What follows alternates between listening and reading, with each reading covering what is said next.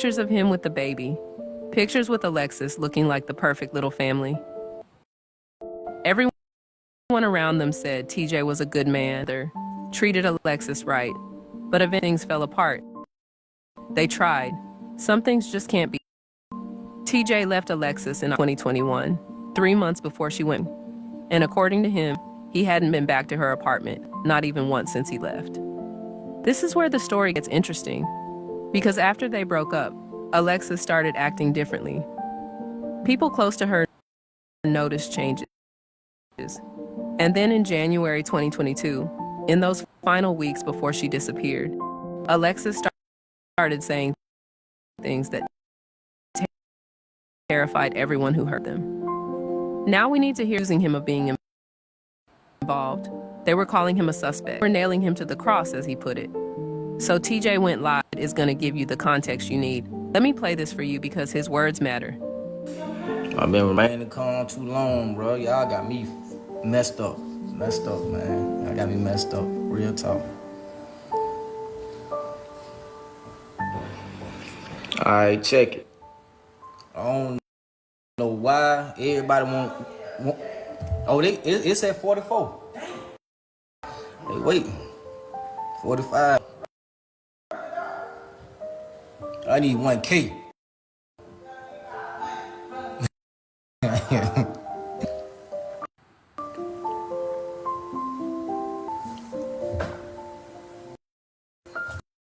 Alright, check it. Why y'all out there slandering my name, saying I'm a suspect, all this? I done heard everything in the brook, man. I'm to the cross. Y'all got me messed up, bro. I'm not one of them. But check it though. So, I'm gonna run this thing all the way back before Lex went missing. You feel me? Alright. For one, me and Lex been separated. You feel me? I left Lex. Lex didn't leave me. You feel me?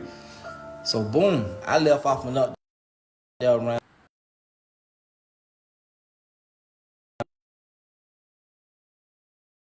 what, October. You know what I'm saying? I ain't been out there, been back up there not one time. You feel me? Not one time. Her being missing,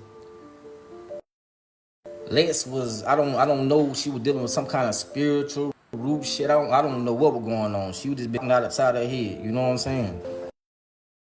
So Tuesday night, 1:30 in the morning, talking about some TJ.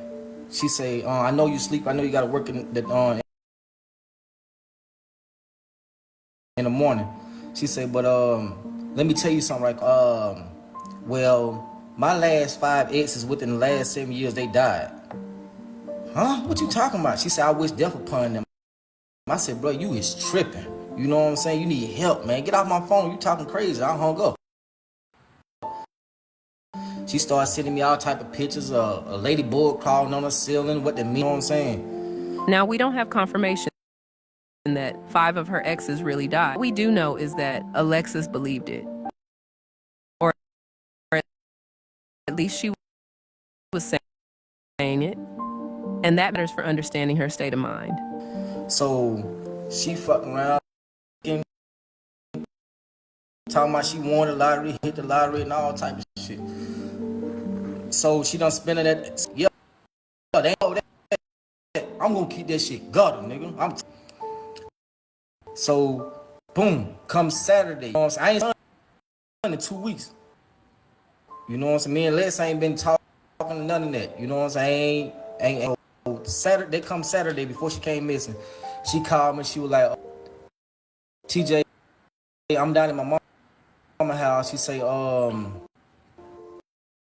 if you want I'll come down there. Then she changed. This is January 29th.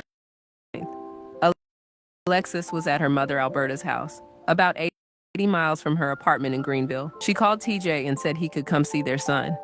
She changed her mind, saying that I just wait, spend more time with him. I'm like, what you mean spend more time with him? You don't had him. See my son. You ain't even let me video check. I can feel you crying through him. What you mean you can feel him crying through me? I mean through him.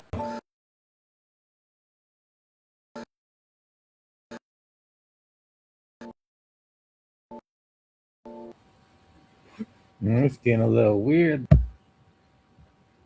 gonna sit down to the bottom. mother.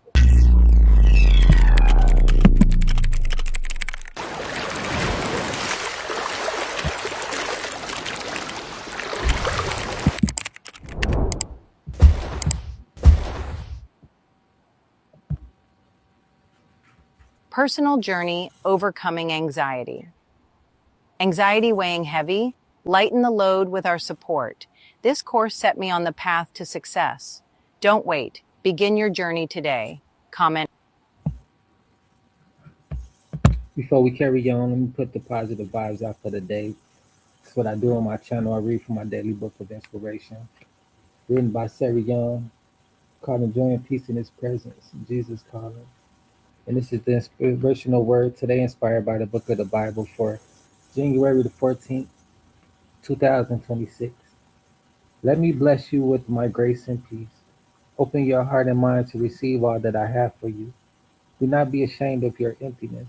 Instead, view it as optimal condition for being filled with my peace.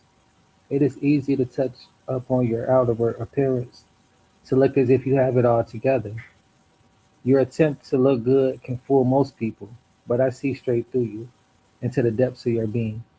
There is no place for a pretense in your relationship with me. Rejoice in the relief of being fully understood. Talk with me about your struggles and feelings of inadequacy. Little by little, I will transform your weakness into strength. Remember that your relationship with me is saturated in grace. Therefore, nothing that you do or do not do can separate you from my presence. And this was inspired by the book of 1 Samuel chapter 16, verse 7, and Romans chapter 8, verse 38 through 39.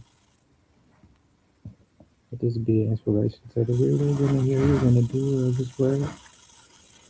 And let's get back into it.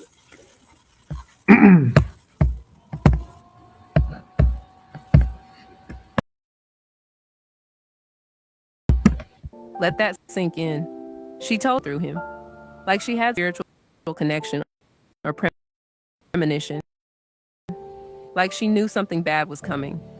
I said, I said, I said, she said, let me think about it. So, I called my cousin. You going to church? Out in the car. This shit hurt. You know what I'm saying? I ain't never seen the light. Sitting in his car outside church crying because he could see something wrong with the mother of his child. He knew she was going through something mentally, and it was hurting him because he still cared. But here's where it gets chill. Alexis told him something that's going to make your skin. So, go to church. We go to church. Leave church. Now, mind me now, before I went to church, Lex didn't even say, don't go to church. I keep seeing down in oncoming traffic, like car gonna hit you head on. She was having visions of him being taken collision. She begged him not to go to church because she kept seeing him getting hit by a car. She saw me a car crash, which I got in my inbox, so somebody got killed on the head-on car crash. She sent him a message about someone got killed in a head-on car crash. Was she trying to warn him? Or, and this is what's chilling, was she trying something? That she had put something on him? That whatever she was involved in spirit targeting him next? But TJ's response showed like, Lex, man, listen, one thing about it, you can't stop. You feel me? Like, gonna happen. I ain't scared of it. I ain't scared of death. You saying we all gotta go. I went on to church anyway. She begged me not to go. I went on anyway. something. That decision to go to church anyway might have saved his life. So TJ went to happen that Sunday afternoon. But first, we need to talk about what happened 4 days before she disappeared on Wednesday, January. Because what Alexis did, what she said on camera is going to change everything you knew about this case. Alexis was living at Rocky Creek Apartments, had a Ring doorbell camera. That camera captured Alexis walking up to their door.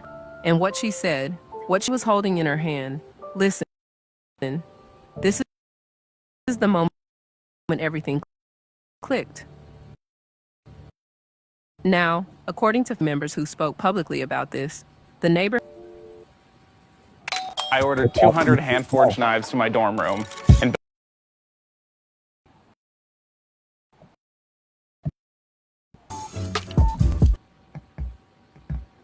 Why she go to the neighbor house too, though? That's what I don't understand. Unless she stayed right next door and they doors side by side in one apartment, the apartment that way. That's the only thing that I can really think about. Why she captured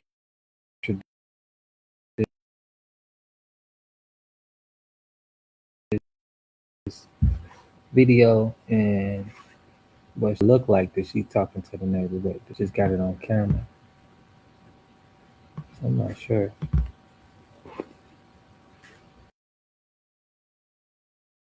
Baby daddy said that that's what she called him, saying that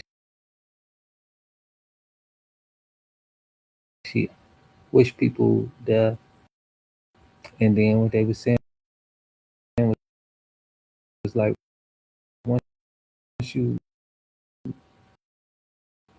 truly covered by the Christ, that's why I always spend time enjoying peace in His presence and reading His Word, because you can't God's people and get into this dark magic. It work, but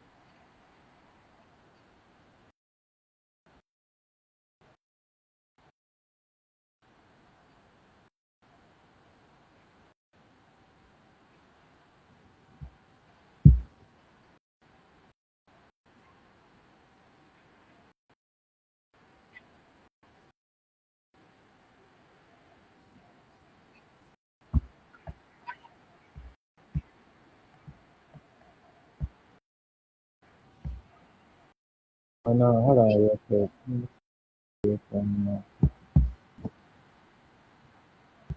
My apologies.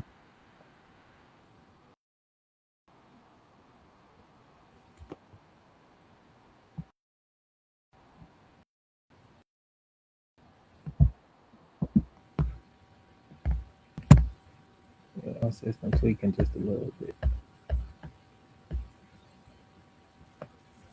It's lagging on my end, maybe not on your end, but if so, please let me know.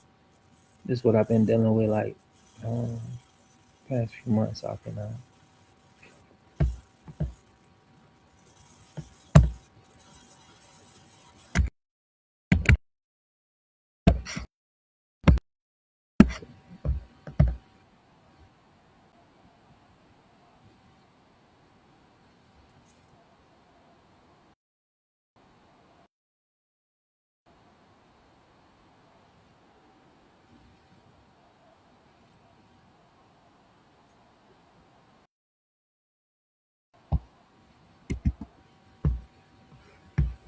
I don't know what's going on.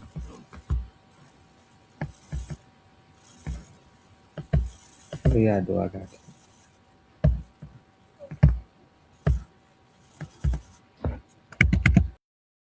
up.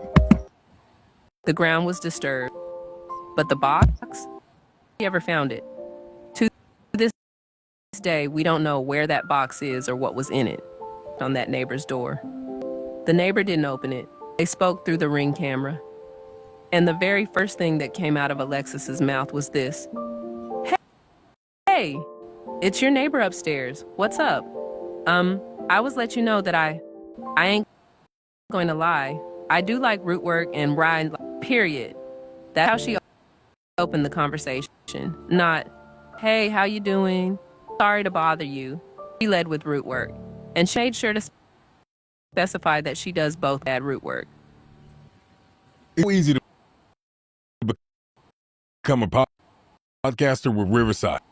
First, go to Riverside's account. When you're ready to record, just hit rec to capture.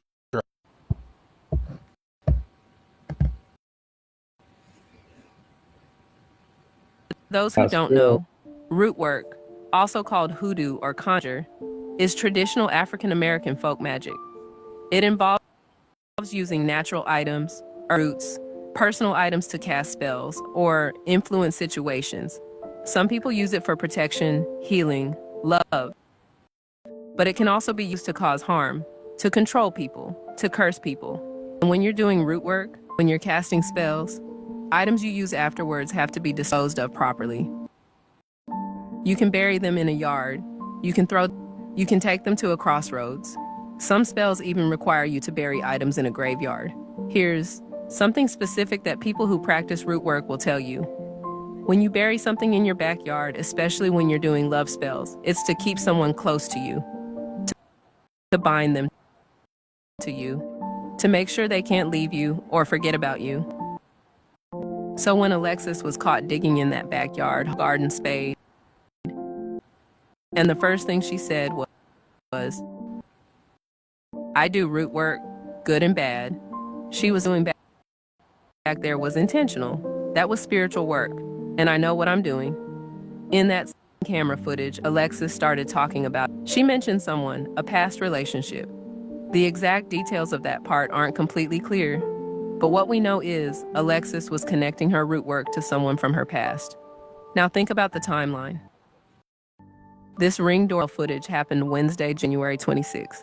3 days before that, on Tuesday night at 1:30 a.m., Alexis called TJ and told him, my last 5 exes, I wish death upon them. Was TJ one of those exes she was talking about? Was that box in the backyard connected to him? And if it was she doing, was she casting a spell? Or was she breaking one? Because here Stan root work have pointed out, if Alexis was burying something, that means she was maintaining one. But if she was digging something up to undo a spell, she was trying to break whatever she had put in motion. Remember what Jay said? Alexis called him Sunday morning and told him she kept seeing him in a head-on car crash. She begged him not to go to church. Something was going to happen to him. What if Alexis had cast a death spell on TJ, buried it in that backyard, and then realized what she had done? What if she was trying to dig it up to save him? And what if by doing that, she broke some kind of spiritual rule she couldn't control? I'm not here to tell you what to believe spiritually, but what I am telling you is that Alexis believed in what she was doing. And whatever was happening to her, whether it was spiritual or logical or both, terrifying her. Let's go back to that final weekend at her mama's house, January 28th, with both of her children. She fed the kids, and then nothing seemed unusual that first night. Saturday, January 29th, things started getting concerning. Alberta noticed Alexis wasn't acting like herself. She was scared, anxious, and then Alexis started telling her mother things that Alberta will never forget. Someone had been calling Alexis's phone all day, a number she recognized, a number she had blocked, but somehow the calls kept getting through. Alexis showed her mother the phone. She showed the number was right there, locked, but it was still calling. Still getting through. And when Alberta asked her daughter who it was, Alexis said the devil. Not a name, not this guy I know, or someone from my past. She said the devil was calling her phone. Just you, building your app.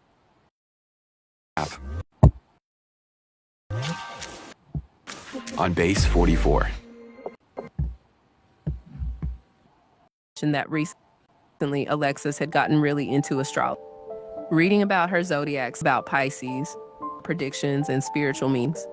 She was telling people to pay attention to certain things, the road, certain colors. She was talking things that were going to happen in the future.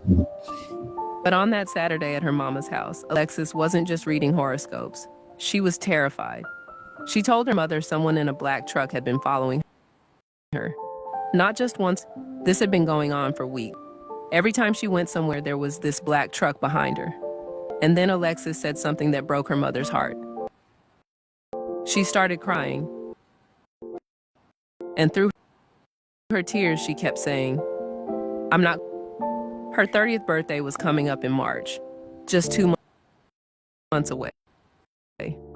And Alexis was convinced she wasn't going to live to see it. I was having some kind of breakdown, if someone was really threatening her or what was happening. But she knew her baby was scared. She knew something was wrong. The next day, Sunday, January 30th, ready to leave. She would drive back to Greenville with the kids, but Alberta didn't want her to go. After everything Alexis had said the night before, after seeing how scared she was, at first, Alexis agreed. She said she would stay, but then she changed her mind. She told her mother she was okay. She got dressed, did her hair and makeup, and said she was heading home. And according to what Alberta told the media later, Alex said she was exhausted and was going straight home to take a nap. Alberta called Alexis on FaceTime to check on her. Alexis answered right away. She was in her bed just like she said she would. She told her mother she was taking a nap and would call her back when she got up. But here's what happened next. And this detail is crucial. According to reports, after that FaceTime saw something outside, someone inside it. Alexis called the police.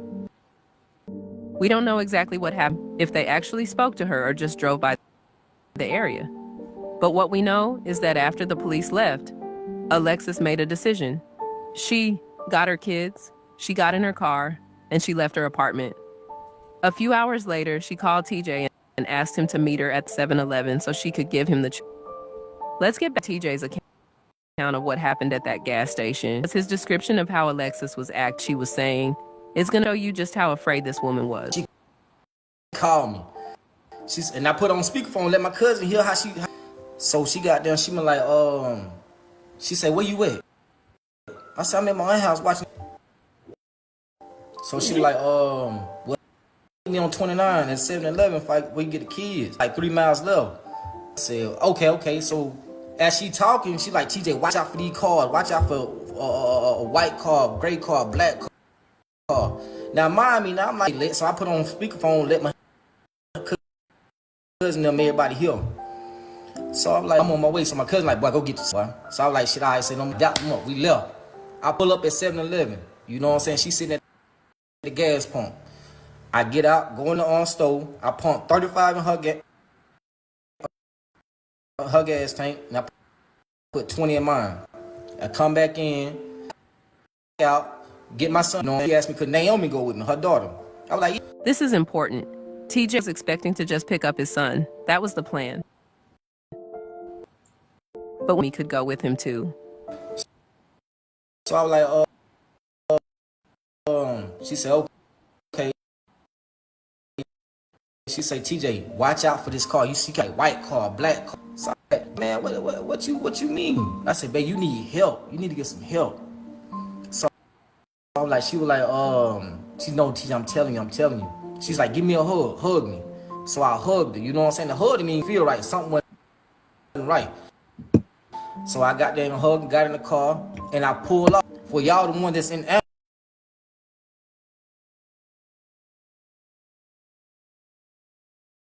As I passed Welfare Church, I barely passed Welfare.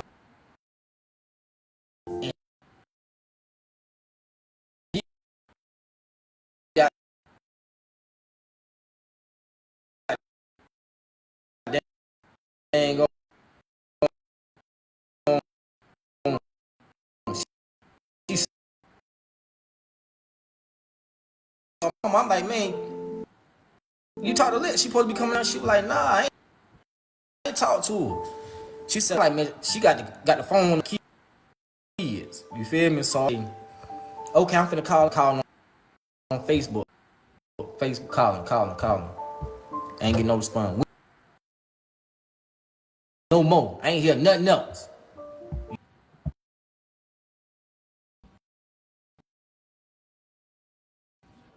Your talent. It's big. The surveillance footage from that 7-Eleven red 2019 Honda Accord. A big tractor trailer pulled into the gas station doing the exchange. It blocked the camera's most important moments.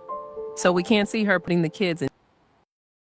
We can't see their final conversation. Then they both left in separate vehicles, sped away.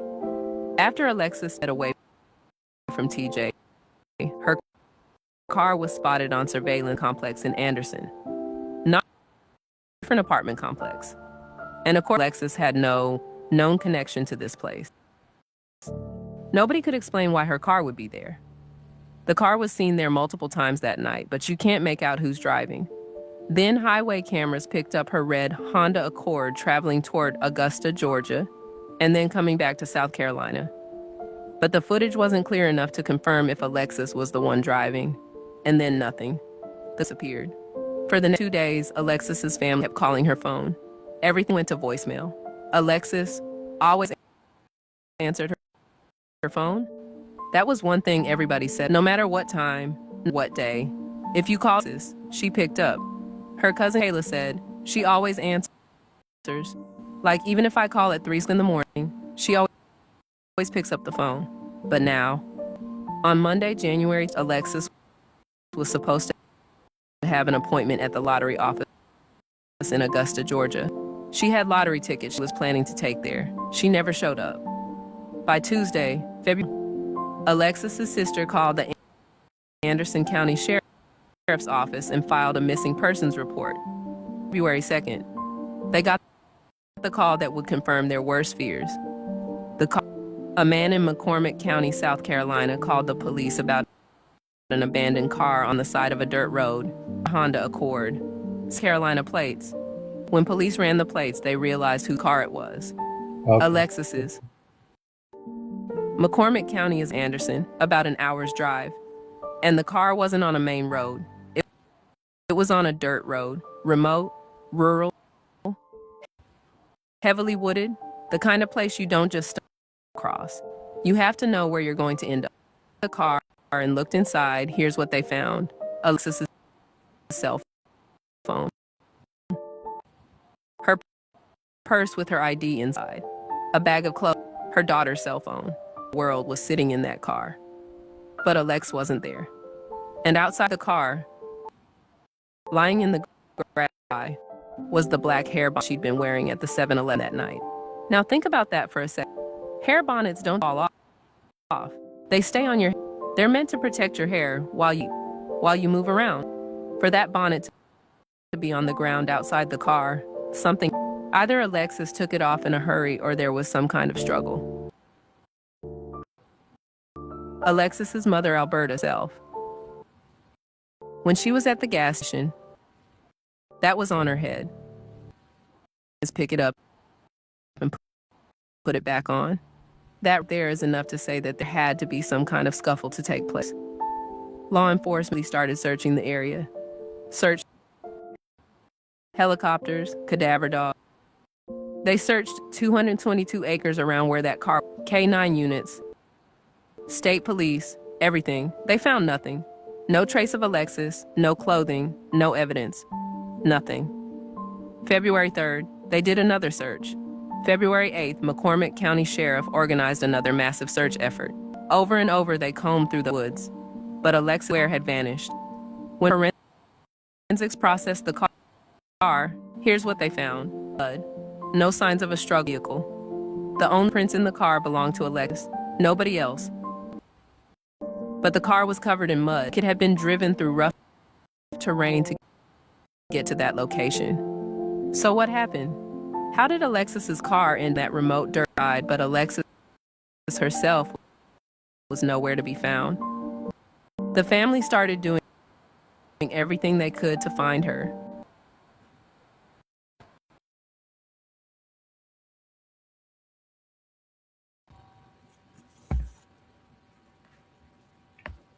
I had to pause it for a second because I'm just thinking like maybe whatever was playing with her mind, whatever she allowed herself to be possessed by, led her that way, and she had no control over it.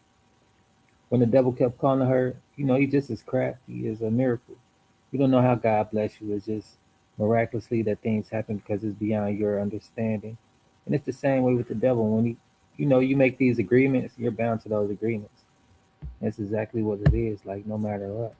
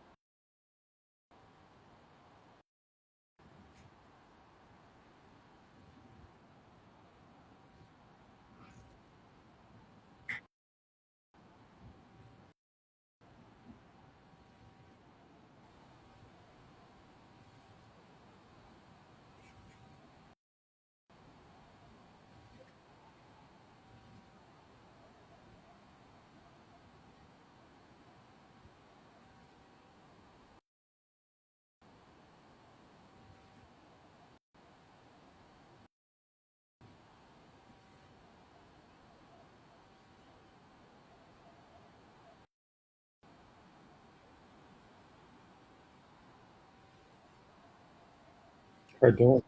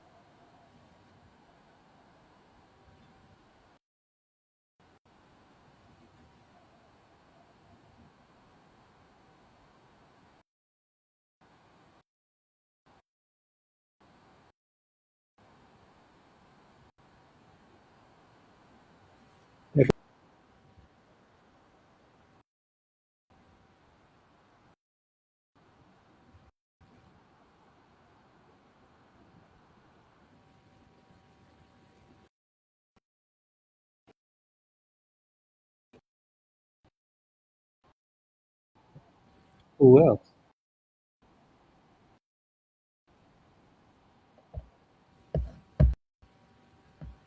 I'm good, man.